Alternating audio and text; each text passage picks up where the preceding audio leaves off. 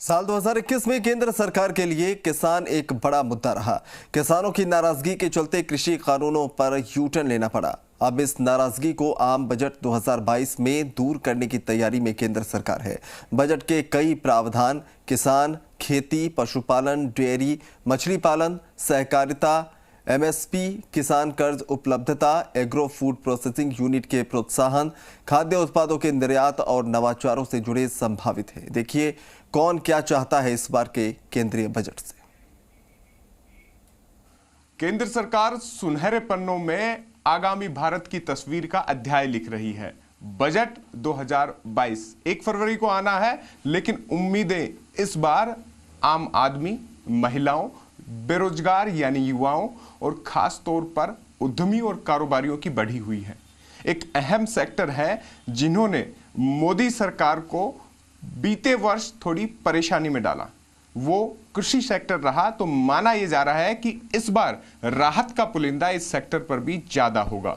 यह सेक्टर हर आदमी के पेट से जुड़ा हुआ है, साथ ही भारत की तरक्की की इबारत लिखने में भी अहम योगदान दे सकता है। तो क्या सपने हैं इस बार मोदी सरकार के इस कृषि बजट के लिए? खास तौर पर हम वर्ड यूज करेंगे, और जो आम बजट रहेगा उसमें किस तरीके की मदद इस पूरे सेक्टर को दी जाएगी, क्योंकि भारत न केवल खाद्यान्न उत्पादन, साथ ही food processing, logistic, branding, marketing और इस उत्पाद को बेहतर तरीके से प्रोसेस कर निर्यात कारोबार तक ले जाने का मादा रखता है। लेकिन यह मादा तभी पूरा होगा जब सरकार कुछ बजटीय प्रावधान करेगी।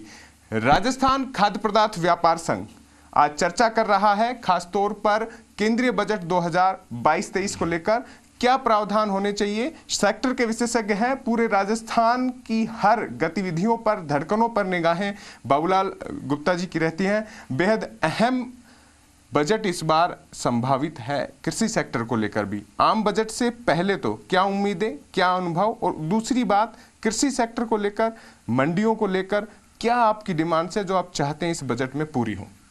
देखिए, पहले तो मैं यही निवेदन करना चाहूँगा कि राजस्थान खाद्य पदार्थ व्यापार संघ एक दृढ़ निश्चयी संस्था है और कृषि उत्पादन और विपणन ये इस संस्था से जुड़े हुए अध्याय हैं।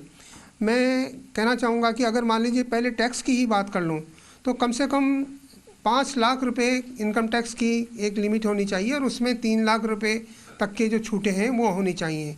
अगर जीएसटी की बात कर लें तो सीधी सीधी बात है कि हम ये चाहते हैं कि एक तो जो कपास पर आरसीएम है उसको समाप्त किया जाए, और जो छोटे छोटे लोग हैं उन लोगों को और बाहर निकालने की आवश्यकता है जीएसटी से, क्योंकि हमारे कृषि से जुड़े हुए जो व्यापारी हैं गांव और कस्बे और डाणियों में भी फैले हुए हैं, उनसे भी बाहर निकालना ज़रूरी है।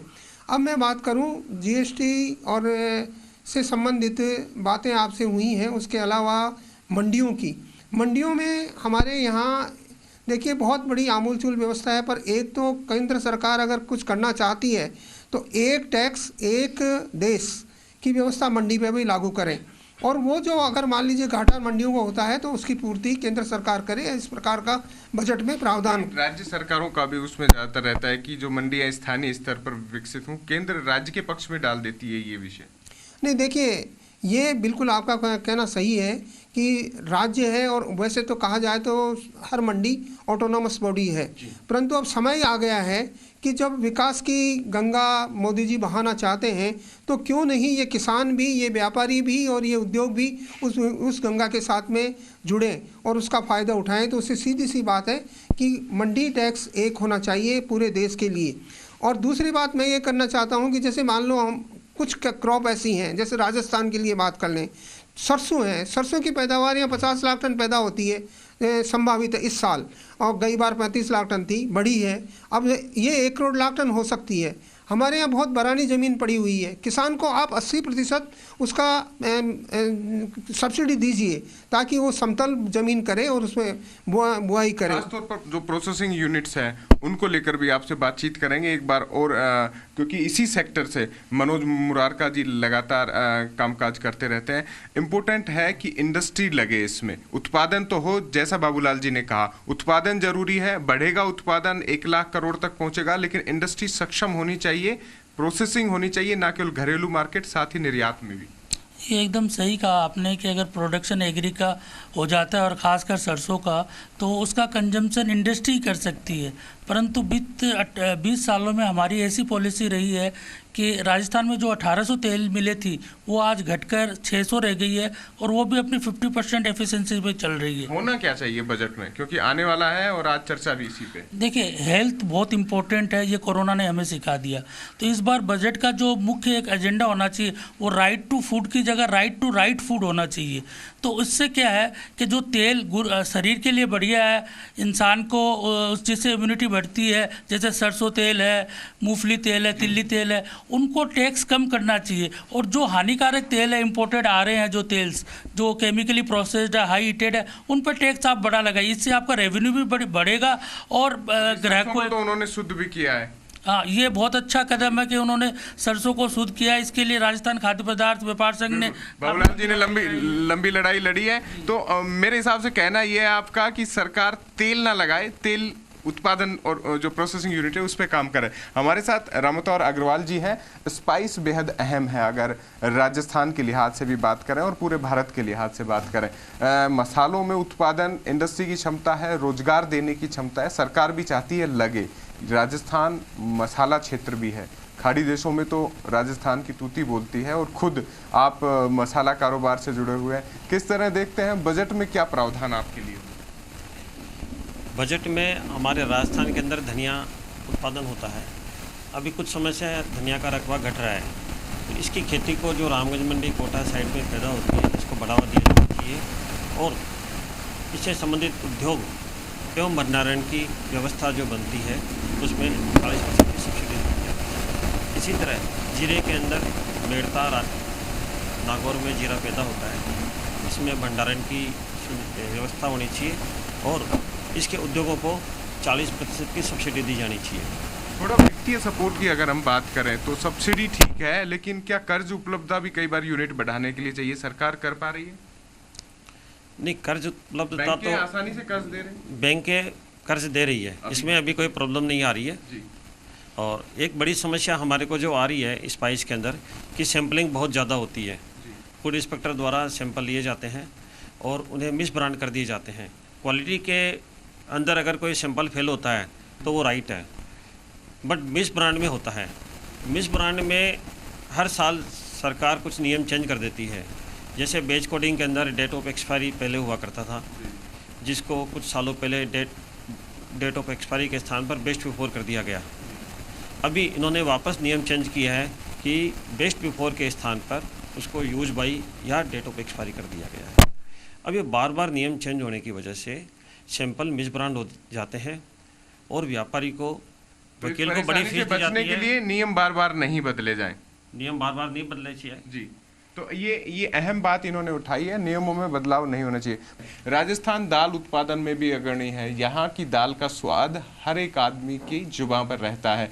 बाबूलाल गोयल जी हमारे साथ, दाल के लिहाज से, उत्पादन के लिहाज से और इस एग्रो सेक्टर को बढ़ाने के लिए आप क्या डिमांड करते हैं जो आम बजट में कृषि सेक्टर के लिए? मैं सरकार से एक डिमांड करता हूं कि जो मंडी टैक्स वन टाइम होना चाहिए। ऑल इंडिया लेवल पे मंडी टैक्स की जो विसंगतियां हैं उससे हमारी इंडस्ट्री को बहुत बड़ा नुकसान होता है।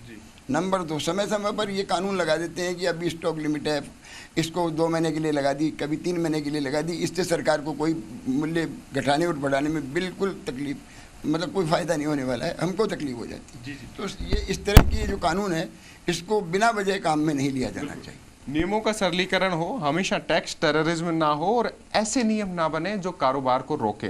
गिरीश आचार्य जी हमारे साथ हैं, लॉजिस्टिक और जो था पोर्ट है उसमें आपकी विशेषज्ञता है। जानना चाहेंगे, निर्यात कारोबार बेहद अहम है और जब तक इंफ्रा डेवलप नहीं होगा, विदेश की जो कंपनियां आपसे खरीदती हैं माल, यहाँ के किसान का खरीदती है, मैं ये नहीं कहूँगा क्योंकि ट्रेडिंग व्यापारी करता है, लेकिन माल तो किसान का ही बिक रहा है। तो क्या चाहेंगे बजट में क्या प्रावधान हो ताकि इंफ्रा भी बढ़े, लॉजिस्टिक के लिहाज से भी काम हो और ख़ास तौर पर जो सपना देखा जा रहा है नए भारत का वो भी पूरा हो?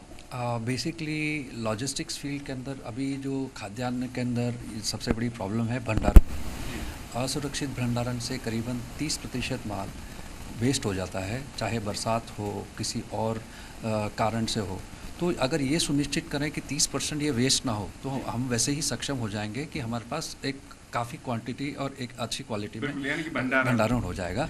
दूसरा, जो लॉजिस्टिक्स पार्क्स है जहाँ से कि भेजा जाता है वो रेल लिंक्ड हो, रोड से अच्छी तरह से हो और जिलेवार सब जगह भंडारण की व्यवस्था अच्छी हो, जिससे क्या होगा कि लोगों को बहुत दूर अपना भंडारण करने की ज़रूरत नहीं है। स्थानीय जो फसल है उसको भी मार्केट मिलेगा। दूसरा ये है कि जो एक्सपोर्ट के अंदर जो हम यहाँ से पोर्ट पे जो भेजते हैं उसके अंदर जो चार्जेस होते हैं वो बाहर भेजने के चार्जेस से ज़्यादा होते हैं कई बार।